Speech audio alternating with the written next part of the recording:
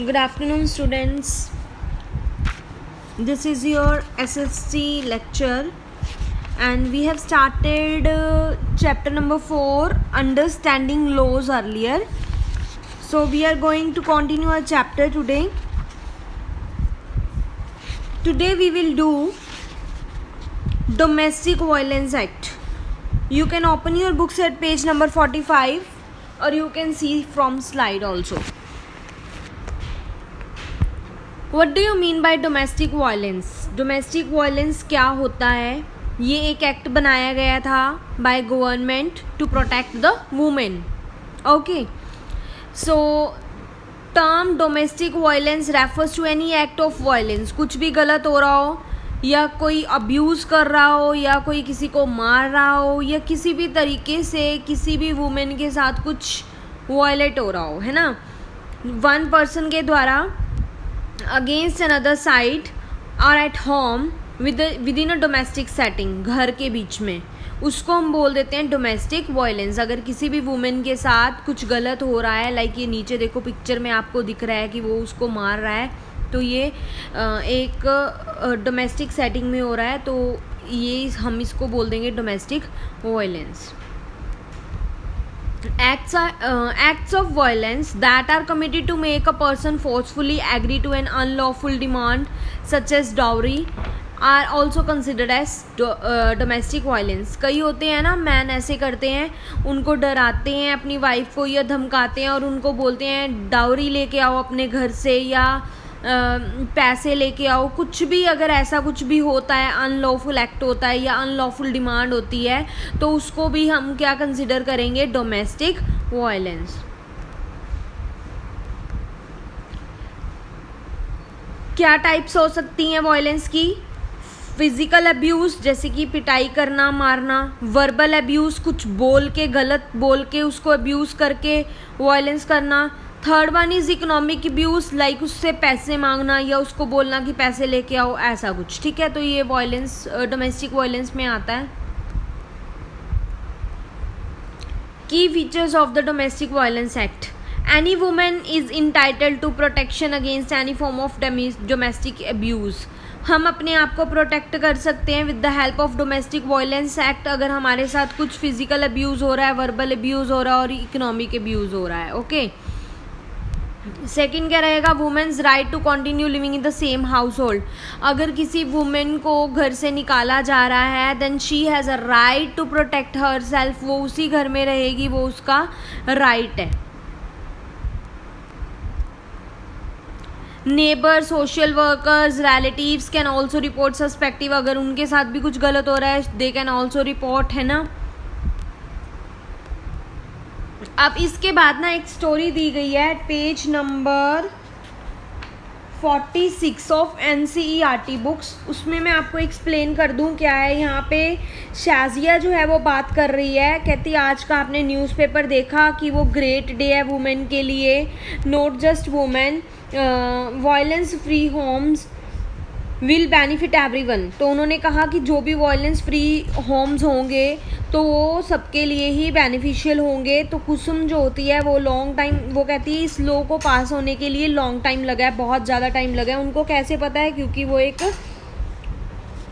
Community में काम करते हैं, ठीक है, ऑर्गेनाइजेशन में काम करते हैं, इसीलिए उनको पता है कि इस लॉ को बनने में बहुत ही ज़्यादा टाइम लगा है.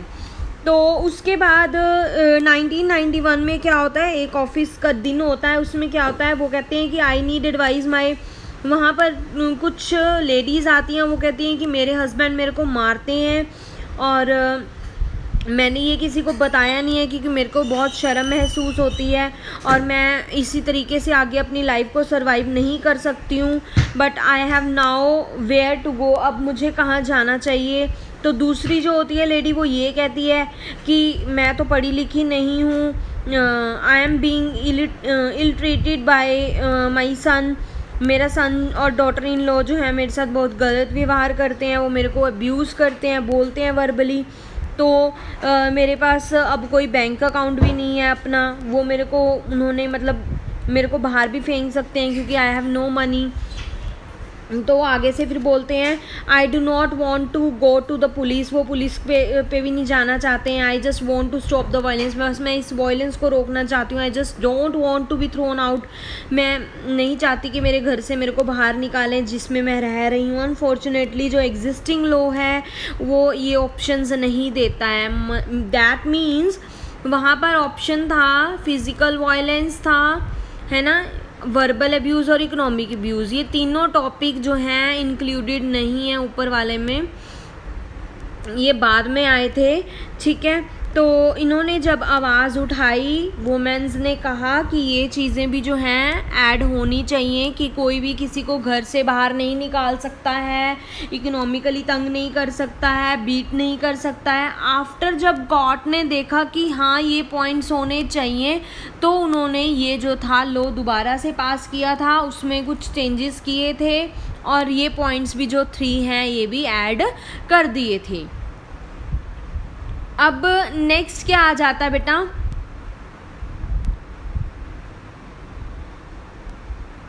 What make something popular. Imagine करो कि आपका क्लास पिकनिक जा रहा है, एक ट्रिप जा रहा है, और आपके टीचर जो पूछ रहे हैं आपको करेला चाहिए या फिर चिप्स चाहिए, व्हाट विल यू चूज़। जो आपको पसंद है आप वही चूज़ करोगे। आर्ग्यूमेंट तो दोनों पे हो सकती है, मैं कह सकती हूँ करेला हमारी हेल्थ के लिए अच्छा होता है और आप बोलोगे चिप्स हमें टेस्टी लगते हैं, है ना, कोई भी मतलब उसमें आर्ग्यू हो सकती है। बट हर एक की अपनी अपनी ओपिनियन होती है जिससे वो चीज़ जो है वो पॉपुलर और अनपॉपुलर बन जाती है। चॉइस कोई सही या गलत नहीं होती है, वो अपनी टेस्ट और अपने ओपिनियन पे ही डिपेंड रहता है। अब पॉपुलर और अनपॉपुलर लॉज कैसे होते हैं और वो कैसे बनते हैं बेटा, कुछ पॉपुलर लॉज वो हो जाते हैं जो सभी एक्सेप्ट कर लेते हैं, सभी लोग एक्सेप्ट कर लेते हैं, और अनपॉपुलर लॉज वो होंगे जो कुछ लोग ही एक्सेप्ट करते हैं, बाकी और कोई एक्सेप्ट नहीं करता है। जैसे कि अब एक लॉ जो है फार्मर्स के लिए पास किया गया और फार्मर्स ने उसको एक्सेप्ट नहीं किया, that is known as unpopular law. Okay, so popular और अनपॉपुलर लॉ कैसे होंगे, ये जो पॉपुलर और पीपल माइट कंसिडर, अब जो है लॉ को अनएक्सेप्टेबल वो क्यों करेंगे, अगर उनको लगता है कि गवर्नमेंट ने जो भी डिसीजन लिया है, जो भी लॉ पास किया है, उसके पीछे उसके जो इंटेंशंस हैं, इरादे हैं, वो सही नहीं है, जो कि हमारे लिए अनफेयर भी हो सकते हैं और हार्मफुल भी हो सकते हैं, तो हम उसको एक्सेप्ट नहीं करेंगे, दैट विल बी अनपॉपुलर। तो इसको अनएक्सेप्टेबल इसलिए भी कर सकते हैं अगर कोई वो फंडामेंटल राइट को मतलब फॉलो ना करके कोई पास बना रहे हैं, लॉ बना रहे हैं, तो तब भी हम उसको एक्सेप्ट नहीं करेंगे, that will also be known as unpopular law. जैसे कि यहाँ पर एक जो है सिटीजनशिप अमेंडमेंट एक्ट था, ये इस पे एक केस स्टडी दी गई है। व्हाट इज़ इट्स पर्पस, उसका पर्पस क्या था कि इंडियन सिटीजनशिप जो है वो बढ़ानी है, एक्सटेंड करनी है रिफ्यूजी एंड माइग्रेंट्स जो कि हिंदू थे, सिख थे, बुद्धिस्ट थे, जैन्स थे, पारसीस थे और क्रिश्चियंस थे, from Afghanistan, Bangladesh, Pakistan, and who entered India on before, जो कि कब आए थे इंडिया में 13 दिसंबर 2014 और उससे पहले। तो इसमें मुस्लिम्स लोग जो हैं वो ऐड नहीं किए गए हैं। अब यहाँ पर हुआ क्या, it is therefore possible to deny, ये पॉसिबल था कि वो सिटीजनशिप जो है वो डिनाई कर दें, जो कि इस केस के रिलेटेड है, क्योंकि रिलीजन बेस्ड था, इसमें मुस्लिम नहीं ऐड किए गए, इसमें सिख, हिंदू ये सब ऐड किए गए थे। तो यहाँ पर उन्होंने थोड़ा क्या कर दिया, डिफरेंस कर दिया है ना, इसमें पार्शियलिटी कर दी। तो ऐसी डिस्क्रिमिनेशन अगर होती है तो कोई भी उस रूल को क्या है, लॉ को एक्सेप्ट नहीं करेगा, तो वो क्या हो जाएगा, अनपॉपुलर लॉ। तो आपको ये समझ आ गया होगा। सो आज हमने क्या किया है, हमने डोमेस्टिक वायलेंस के बारे में किया है। एक स्टोरी थी जो मैंने आपको थोड़ी सी एक्सप्लेन कर दी है, बाकी फर्दर आपने पढ़नी है क्योंकि इसके रिलेटेड क्वेश्चंस भी रहेंगे आगे। So you have to read page number 46 and 47, बहुत ईजी है। अगर आपको नहीं समझ आई है ये story, you can ask me personally. और उसके बाद हमने पढ़ा है डोमेस्टिक वायलेंस और हमने पढ़े हैं आज पॉपुलर एंड अनपॉपुलर लॉ। हमने आज ये सारा पढ़ लिया है। अगर फिर भी आपको कोई डाउट रहता है, you can ask me any time. और सेकंड थिंग जो मैंने आपको क्वेश्चन आंसर्स लिखवाए हैं, you have to write and learn. आपने लर्न करके उसको रफ नोटबुक पे प्रैक्टिस भी करनी है। Your notebooks should be clean, okay, your work should be complete. Notebooks कभी भी स्कूल में मंगवाई जा सकती हैं, so be ready and be alert. Gyan sir is also on round, तो रेडी रहना आप। Okay, have a nice day बच्चे।